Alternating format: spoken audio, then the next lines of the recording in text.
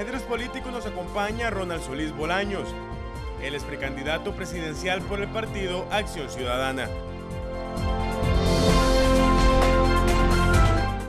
Ronald Solís Bolaños nació el 23 de agosto de 1955 en Zarcero.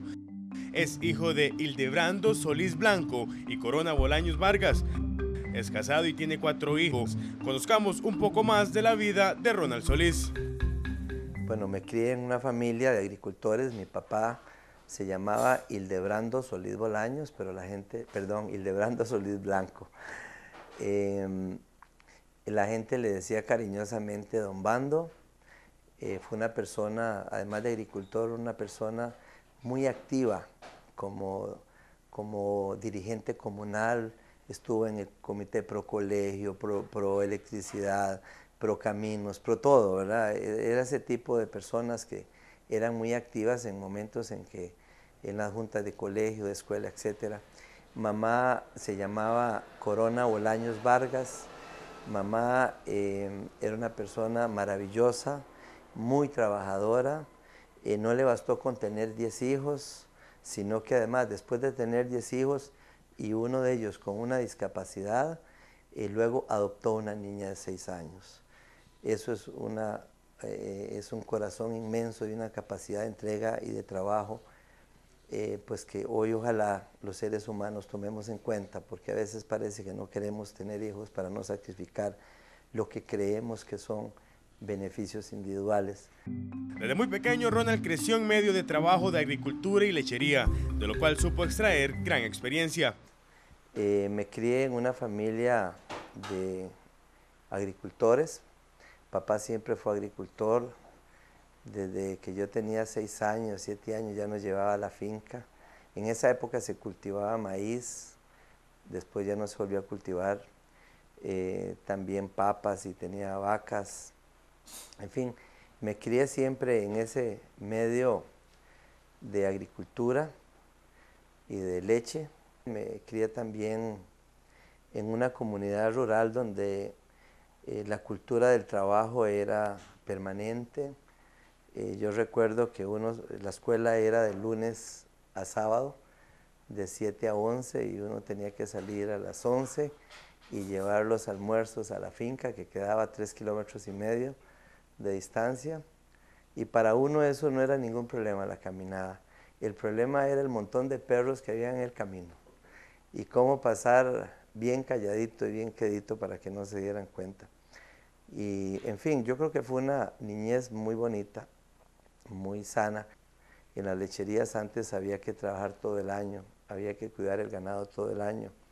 Entonces, y en las vacaciones siempre había que hacerlo. Entonces, fue una cultura muy de trabajo desde niño, que yo creo que eso es algo que hoy tenemos que replantear, porque hoy casi se le prohíbe a los niños a que estudien, a que trabajen, y yo creo que eso no sé, yo no estoy convencido de que sea lo mejor.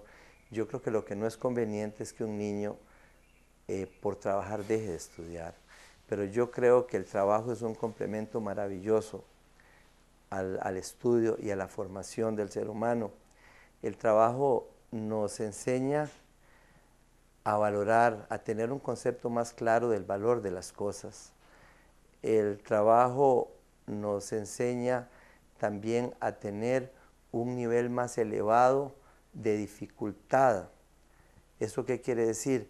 Que podemos aprender a soportar situaciones más difíciles en la vida y salir adelante. Nos desarrolla el umbral de dificultad. O sea, yo creo que tiene muchas cosas maravillosas, y además de que el trabajo educa. Aprendemos muchísimo trabajando, y máxime si tenemos un complemento. Cuando uno vive en el campo y se relaciona con la vida que genera el campo, en realidad uno desarrolla, yo diría que muchas cualidades. Una de ellas es la paciencia. Cuando uno siembra un arbolito, sabe que tiene que esperarse 4 años para ver frutos, e incluso para ver si sirve o no sirve, y para ver qué enfermedades y qué pasa, ¿verdad? Desde muy joven desarrolló un gran interés por temas políticos y sociales. Desde joven tenía siempre mucha preocupación y me interesaba mucho el tema político y el tema del desarrollo de los países y, y, y los problemas económicos en general. Sin embargo, cuando salí del colegio de Zarcero, pues decidí estudiar sociología y sabiendo que no era una profesión que era fácil vivir de ella, ¿verdad? Por otra parte, Ronald asegura disfrutar mucho el tiempo en familia. Yo comparto mucho con mi familia, en el sentido de que siempre traté de estar cerca de la familia.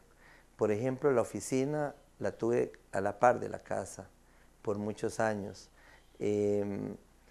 Y luego la finca también ha sido un medio, ya tenemos una casa en la finca, entonces vamos, tratamos de utilizar ciertas fechas también en la familia de mi esposa, entonces siempre casi religioso que hay ciertas fechas del año, Navidad, Semana Santa y otros feriados, otras fechas en donde toda la familia se reúne y compartimos 3, 4, 5, 6 días juntos.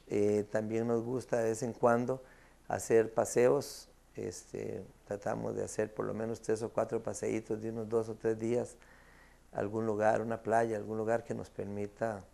También mi esposa, la verdad es que es muy cariñosa, es muy buena madre y es una persona que jala a los hijos se casaron pero no dejan de venir y hay una relación muy cercana, muy de apoyo, muy bonita, la verdad. En el tema alimentario, Ronald asegura no ser muy exigente. Y luego de comer, yo soy demasiado simple para comer. Me acostumbré a comer muy simple. Lo que comen todos los costarricenses, me ha costado afinarme a comer. Mi esposa me dice a veces que yo no me cuido o que yo no me estimo porque a veces no me preocupo en eso. Pero cuando uno estudia sociología y los problemas del país, a veces ve tantas necesidades en la gente, ve tantas limitaciones que hasta darse ciertos, digamos, caprichos o lujos, a veces uno no los disfruta igual, de pensar que hay tanta gente que a veces pues ahí no tiene lo básico o lo mínimo o tiene que aspirar a muy poco, ¿verdad? Las comidas que más les gusta a uno son las comidas que uno lo que come son recuerdos.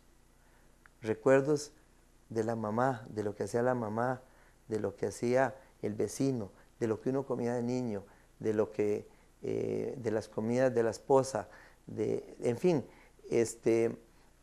la comida no es solo comida, es también una cultura, es una pertenencia de los seres humanos. Y por eso, cuando alguien se va para otro país, está deseoso de ver cómo come gallo pinto a lo mejor, o cómo se comen los pejibayes. Porque lo que no está comiendo son pejibayes, está comiendo recuerdos. Y esos son los que saben más rico. Y por último, Ronald nos cuenta cómo se visualiza en un futuro. Bueno, yo me he sentido una persona muy afortunada. Yo al principio me metí un poco en política, muy joven, me gustaba, vi que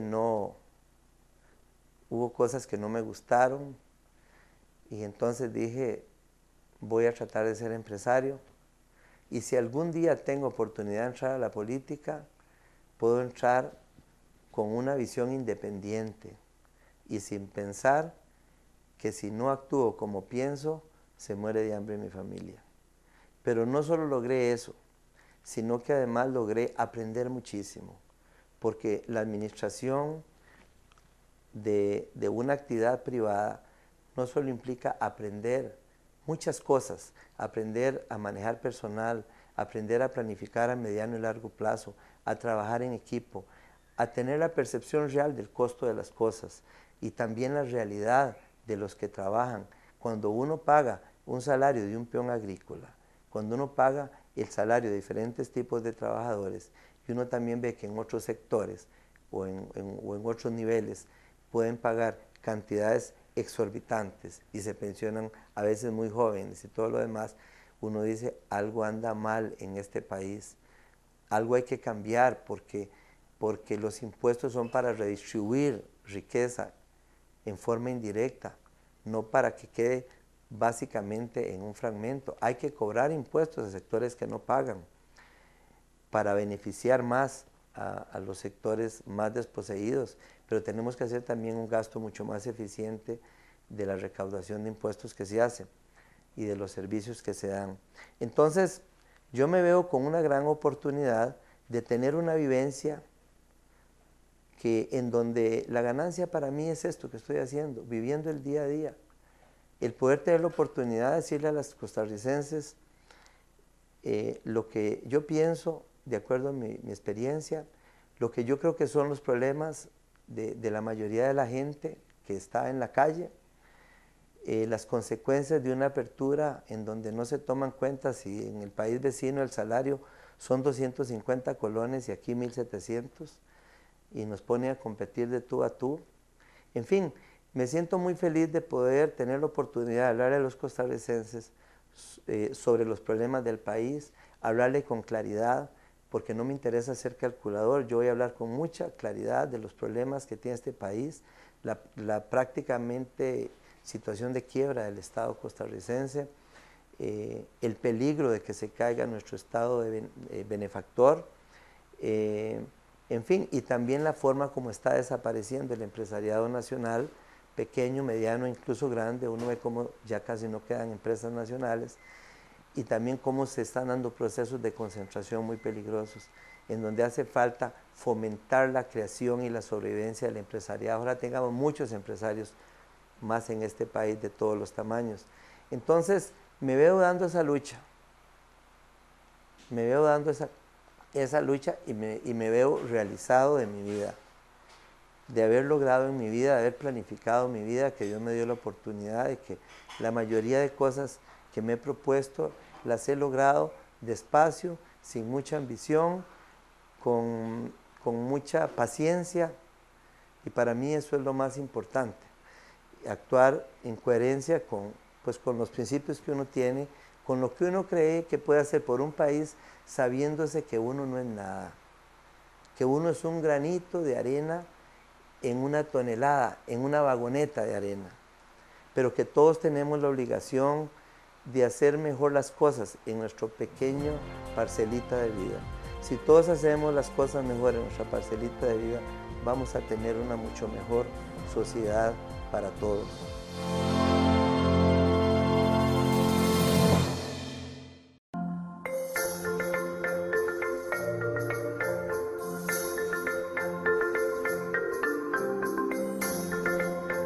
Descubre las maravillas. Experimenta la aventura en los canales de Tortuguero. BioGreen Expedition.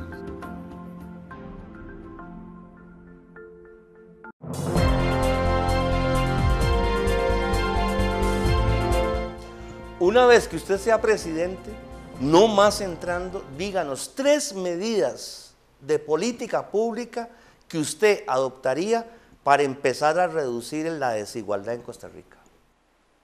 Bueno, la primera que haría es, obviamente, reunir a todos los sectores de este país, públicos y privados, sindicatos y empresarios, sectores políticos y gubernamentales, porque es imprescindible ante la crisis del Estado, ante la posibilidad de que se nos caiga el Estado benefactor, es imprescindible entrar en un proceso de negociación para ver cómo logramos sostener que no se nos caiga todo este avance del país.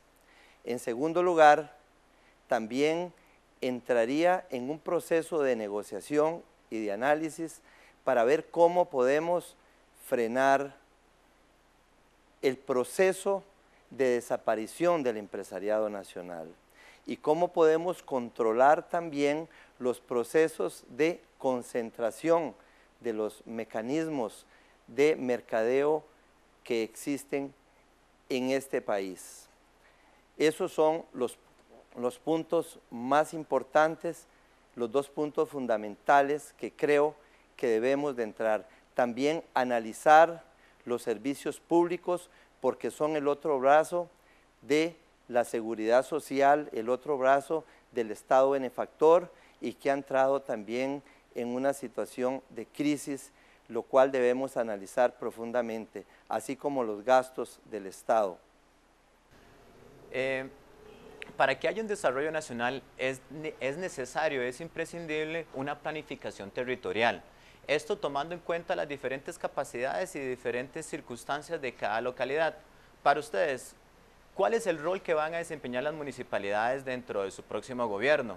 Además, ¿qué mecanismos creen ustedes que sean necesarios aplicar para que las municipalidades tengan un rol preponderante dentro del desarrollo nacional? Lo primero que tienen que hacer las municipalidades es ser verdaderamente autónomas, porque eso parece que ha sido solamente de nombre.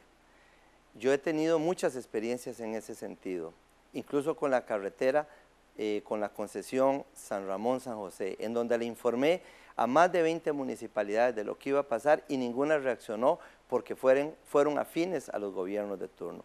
Yo creo que lo primero que tiene que haber conciencia de las municipalidades es que son autónomas, es que son los gobiernos locales, es que tienen que defender los intereses de la gente que vive ahí y que tienen que involucrarse en toda política pública, sea interna o incluso externa, como pueden ser tratados de libre comercio, que puedan afectar a los sectores productivos. Y por supuesto, obviamente, es imprescindible que las municipalidades tengan también un sistema de planeamiento del desarrollo urbano, agrícola, rural de sus cantones. Uno de los problemas que tiene el país es la atracción de capitales golondrina o capitales especulativos, precisamente porque nuestras tasas de interés son más altas que las tasas de los otros países. Concretamente, ¿qué acciones cree que se debe tomar a la hora de, o qué acciones cree que se debe tomar con el fin de reducir las tasas de interés para que esto repercuta en una tasa básica pasiva menor? Mire, mientras el gobierno central esté financiando el 48% de su presupuesto, que son más de 3 millones de colones con financiamiento, es decir, la mitad del presupuesto del gobierno central, va a ser muy difícil evitar que se bajen esos capitales, que se bajen esas tasas de interés y que esos capitales golondrinas dejen de llegar. Se buscan otras opciones también, como han sido los eurobonos, pero todo eso está perjudicando gravemente al empresariado nacional, tanto al que produce para mercado interno como para exportación, y también en esa misma medida está perjudicando al trabajador costarricense, que ha hecho también que haya aumentado al doble el desempleo y que la economía informal haya crecido de un 25 a un 35%. Es fundamental controlar eso, porque eso está también destruyendo la competitividad del empresario y del trabajador costarricense.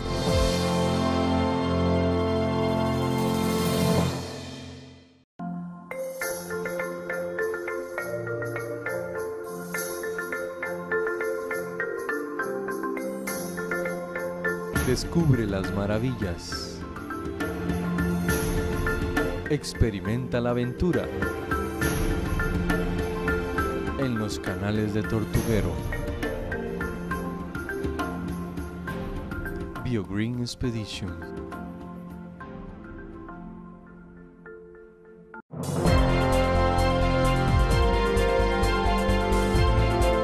Bien, entramos a este segmento del programa Ajedrez Político, preguntas ya directamente a don Ronald Solís Bolaños, exdiputado y uno de los precandidatos del Partido Acción Ciudadana, que ya se ha definido, será una convención abierta, y hablaremos de detalles de esta naturaleza, cómo resultará esta convención del PAC, pero también otros temas, como por ejemplo, don Ronald, tenemos en materia una diversidad de precandidaturas. ¿Qué puede reflejar esto? Tal vez también una diversidad de pensamientos a lo interno del Partido Acción Ciudadana, lo que tal vez cueste amalgamar una fuerza orientada tal vez a un mismo norte.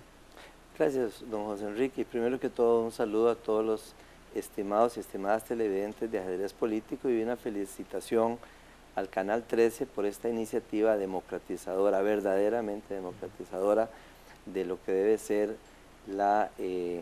en los procesos electorales democráticos con acceso de todos los partidos y todos los aspirantes. Bueno, mire, yo creo que hay varios factores.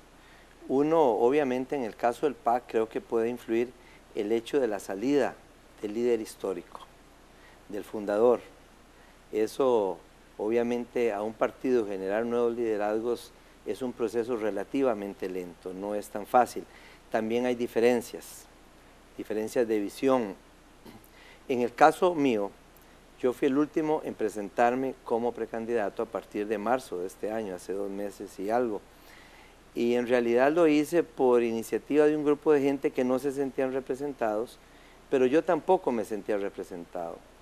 En realidad yo he querido venir a darle un valor agregado a la propuesta del PAC hacia los costarricenses.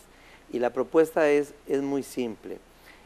En realidad, si uno analiza el perfil no solo de los otros precandidatos del PAC, sino de los candidatos y precandidatos de otros partidos políticos, en realidad no hay productores, no hay agricultores, no hay gente que, como dicen, está luchándola en la calle, que vive la vivencia en la calle. La mayoría o la casi totalidad de los demás pues son personas muy distinguidas, pero básicamente sus vivencias y su experiencia es en el campo de la academia, en el campo profesional liberal o en el campo de la administración pública.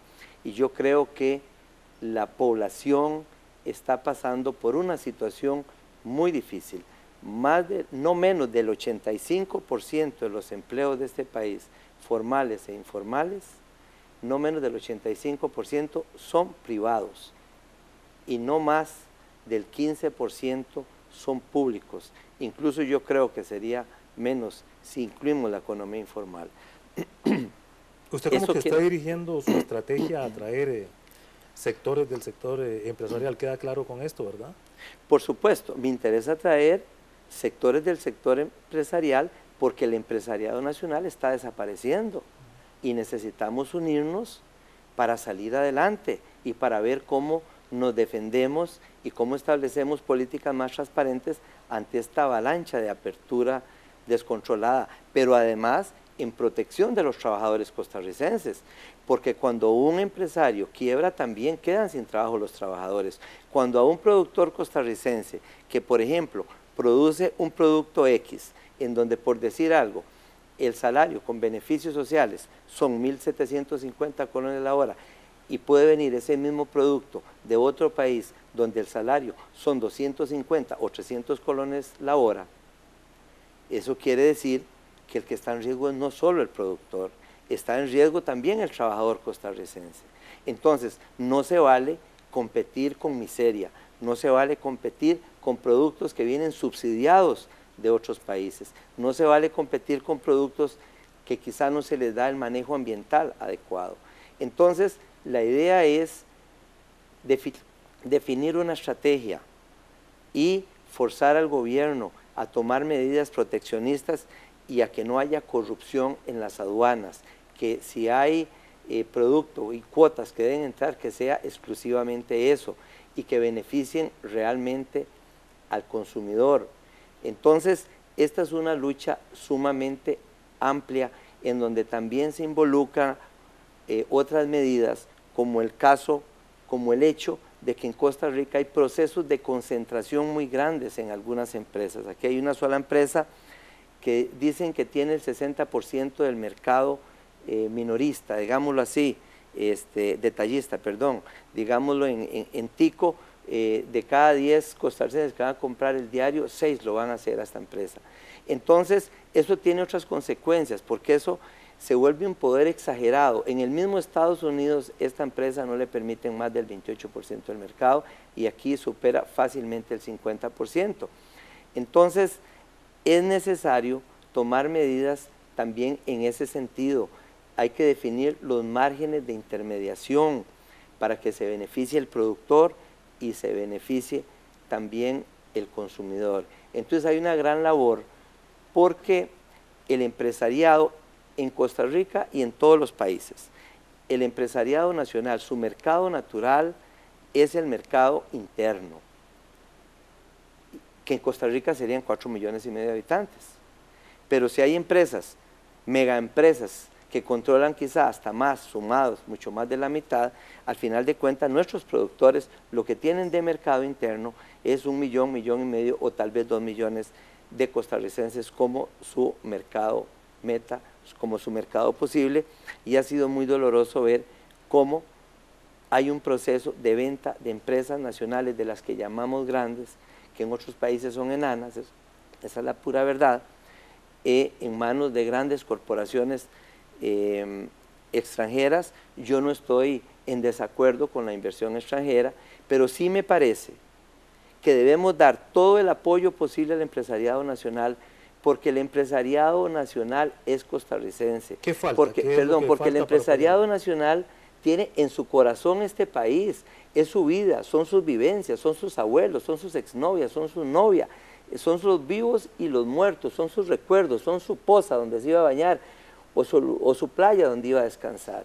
Hay toda una identificación, mientras que las grandes empresas, muchas de ellas, en lo que piensan es en la bolsa de valores de Nueva York, o de Tokio, o de donde sea. Son un complemento importantísimo, pero para mí son importantes si tenemos un empresariado nacional fuerte. Y mire, Don Ronald, para terminar tal vez con algunos temas que nos interesan mucho, mencionaba usted al inicio de este ajedrez político su preocupación porque se agota el Estado benefactor, el Estado social que tradicionalmente nos ha caracterizado, pero al mismo tiempo usted defiende, por supuesto, el que se fortalezca las empresas, la empresa privada, en fin, la producción. ¿Cómo hacer ese equilibrio entre lo que es tener un Estado social realmente con mucha justicia en todos los campos y también la actividad empresarial, cuando vemos muchas críticas que surgen del mismo sector empresarial por el tema de salarios, en fin, en el sector público? Bueno, mire, es que hay dos situaciones. Una es que tenemos un Estado social de derecho, un Estado benefactor, que es lo que nos ha hecho diferentes, que se financia con impuestos o con venta de servicios, que por ejemplo, en el caso del gobierno central, de cada 100 colones que gasta, 48 son prestados. En el caso de las instituciones públicas, que son como los primos ricos, ya por ejemplo el año pasado, la Caja Costarricense de Seguro Social entró en problemas de liquidez, es decir, no tenía plata en efectivo ni siquiera para hacer sus pagos rutinarios. Y el ICE por primera vez en su historia tuvo pérdidas. Y esos son instrumentos para dar ese beneficio, dar ese Estado social de derecho que beneficia a todos los costarricenses, beneficia a ricos y pobres y a todos, porque a todos les conviene una economía formal. Yo les voy a decir algo, hace unos años, empresarios salvadoreños hicieron un análisis sobre por qué el costarricense era tan gastón, digámoslo así, tan consumidor para el ingreso que tenía. Y ellos llegaron a la conclusión de que era porque el costarricense sentía que tenía su vejez garantizada con una pensión y con la salud. Y en otros países, la persona que no tiene eso sabe que una simple enfermedad puede significar perder su casa o perder su empresa, porque la medicina privada es sumamente cara. Entonces, eso está en peligro de perderse y eso beneficia al empresariado porque da tranquilidad al consumidor y beneficia a la sociedad como un todo porque le da beneficios que la sociedad se merece. Pero ¿qué es lo que ha pasado también en el sector empresarial? Que hay sectores que no pagan impuestos o pagan muy pocos y otros que pagan mucho o que pagan más de la cuenta y que además hay unos que están protegidos y otros que están a la libre. Es más, los sectores que están creciendo son básicamente el sector financiero, que la SUGEF lo protege y le pone una camisa de fuerza que es de beneficio para los bancos, en donde se garantizan ganancias muy altas y en donde en solo, por ejemplo, el diferencial cambiario se ganan más de un 2%, que es lo que ellos pagan de intereses en un año. Si usted tuviera un certificado en dólares, se lo gana en un instante con solo comprar o vender dólares. También tenemos un sector de zonas francas que tiene una serie de ventajas, pero que tiene un valor agregado bajo y que básicamente no paga impuestos y tiene algunas tarifas privilegiadas, pero genera poco empleo. Estamos sobre tiempo. Y entonces, pero a la par tenemos miles de empresarios costarricenses que nos tiraron a la libre, en donde nos llenan de productos importados nos tienen un dólar igual que hace 7 años, en donde los salarios han subido un 125, 130% en estos 7 años, en donde los fertilizantes un 250, 300%, tanto para mercado interno como para exportación. Entonces, esta es una situación que debemos arreglar, porque de lo contrario, este modelo y esto que ha sido un orgullo costarricense se nos puede caer a trabajadores y empresarios y sociedad como un todo. En un minuto y lo más breve posible, con todo respeto, don Ronald Solís, uno de los precandidatos del Partido Acción Ciudadana, ¿qué mensaje le da usted al electorado que va a ir a votar por el PAC a esa convención abierta para inclinarse por lo que usted les está ofreciendo?